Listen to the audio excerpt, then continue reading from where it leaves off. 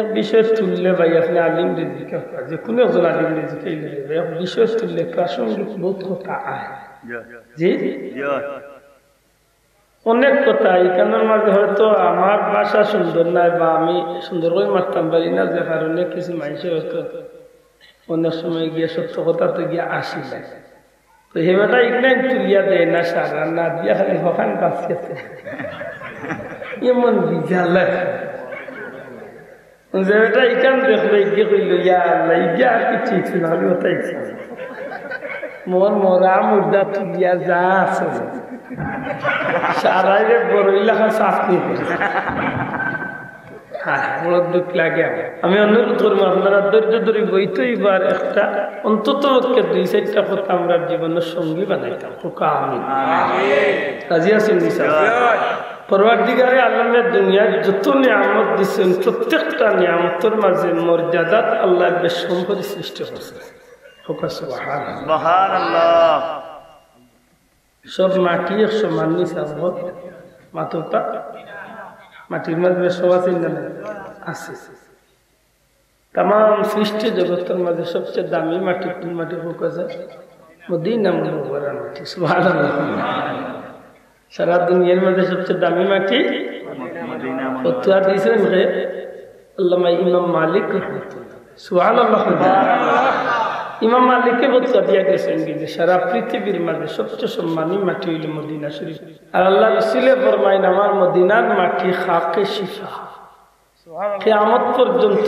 সব বেমারের ঔষধ আল্লাহ বানায় সুবহানাল্লাহ মদিনার মাটির লাগে আর দুনিয়ার কোন মাটির তুলনা ছিল না মাত্রটা সারা পৃথিবীর মাঝে যত কবরস্থান আছে সব কবরস্থানের উপরে 2টা কবরস্থানের মর্যাদা এক কবরস্থানের নাম হইল জান্নাতুল বাকি সুবহানাল্লাহ যে জান্নাতুল বাকির মাঝে আমার নবীজির প্রিয় 10,000 সাহাবী আরাম করেছে আমার নবীজির পবিত্র জবান দিয়া বাড়িছে এই কবরস্থান হইল জান্নাত সুবহানাল্লাহ যে কবরস্থানের মাঝে খাতুনে জান্নাত হযরতে মা ফাতেমা আরাম ফরমাইছে নবীজির কলিজার টুকরা হযরতে হাসান রাদিয়াল্লাহু তাআলা এর কবর সুবহানাল্লাহ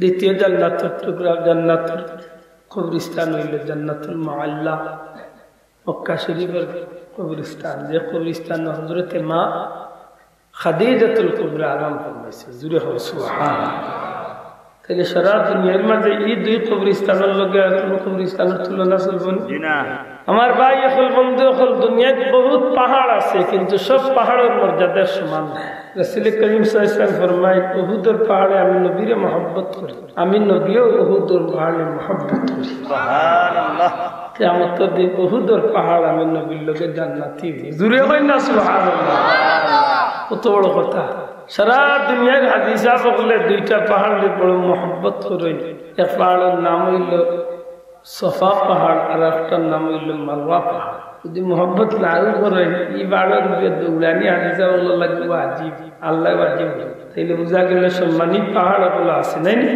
আরফার ময়দান আল্লাহ কোন ময়দান আছে জি না যদি কোনো বন্দী হন বলে না অমুক জায়গার দ্বিতীয় আরফার ময়দান তুমি তো আর হইতে পারবে হতো দ্বিতীয় আর তৃতীয় কই আরবার ময়দান আর কই আমার ময়দান ওটার লগে মিলে এইবার কোনো সুযোগ আছে না এখানে আদম আলাইহিস সালামের যেদিন আরবার ময়দান আল্লাহ কবুল হল্লা ওদিন তো কিয়ামত পর্যন্ত উম্মতে মুহাম্মাদী সহ সমস্ত মুমিন মুসলমানের লাগি 9 জিলহজ্জারে আল্লাহ মাফির দিন ঘোষণা করলেন তাম পৃথিবীর মাঝে যত গাছপালা আছে তার মাঝে দামি গাছ সকল আছে তাম সৃষ্টি জগতের মাঝে যত পাথর আছে তার মাঝে দামি পাথর আছে গোর বানাইবার পাথর আর আঙ্গুলের আংটির পাথর দাম সমান নিরামে আর সারা দুনিয়ার পাথর আর হজরে আসওয়াদ যোগ্য হাটার নামও পাথর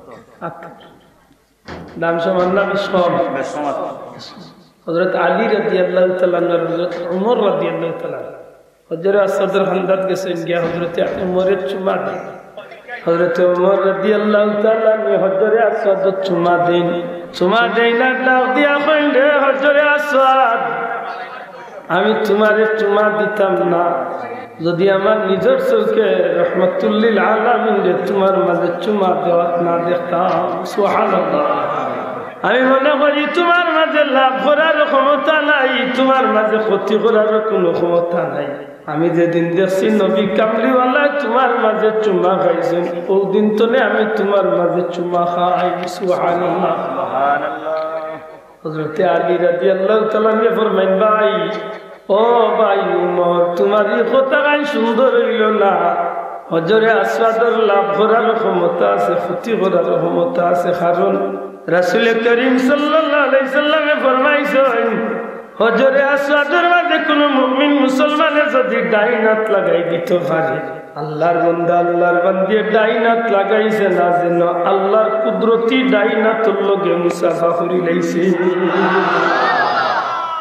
হজরে আসওয়াদের মাঝে কোন মুমিন মুসলমানের যদি চুমা খাই দিত পারে, এই মানুষটা হজরে আসওয়াদ চুমা খাইছে না, গোয়া কি আল্লাহর কুদরতি ডাইনাতুর মাঝে চুমা খাই দিছে, সুবহানাল্লাহ। যেমনি ভাবে সৃষ্টি জগতের প্রত্যেকটা নিয়ামতের মাঝে আল্লাহ সম্মান সম্বেশ করে দিছেন, ঠিক তেমনি ভাবে 12 মাসের মাঝে আল্লাহ 12টা মাসের মর্যাদা আল্লাহ সম্বেশ করেছে, সুবহানাল্লাহ। মানব নিবাস হুজুরে পাক সাল্লাল্লাহু আলাইহি সাল্লাম ফরমায়েন, 12 মাসের মাঝে সবচেয়ে সম্মানী মাস হইল রমজানুল মুবারক। জুরে হোক সুবহানাল্লাহ। 12 মাসের মাঝে সবচেয়ে সম্মানী মাস হইল রোজা মাস। আর আল্লাহর রাসূলে ফরমায়, রোজা মাস হইল আমার উম্মতের মাস। জুরে হোক সুবহানাল্লাহ। হাদিস শরীফের মাঝে রাসূলে পাক সাল্লাল্লাহু আলাইহি ফরমায়, রজব শাহরুল্লাহ, রজব হইল আল্লাহর মাস। দয়া করি হোকা রজব খার মাস, আবার হোকা রজব খার মাস, আল্লাহর মাস। রজব যদি আল্লাহর মাস হইতে, বাকি 11 মাস কুলে মাস বানাইছেন, হাও 11 মাস তো আল্লাহর মাস।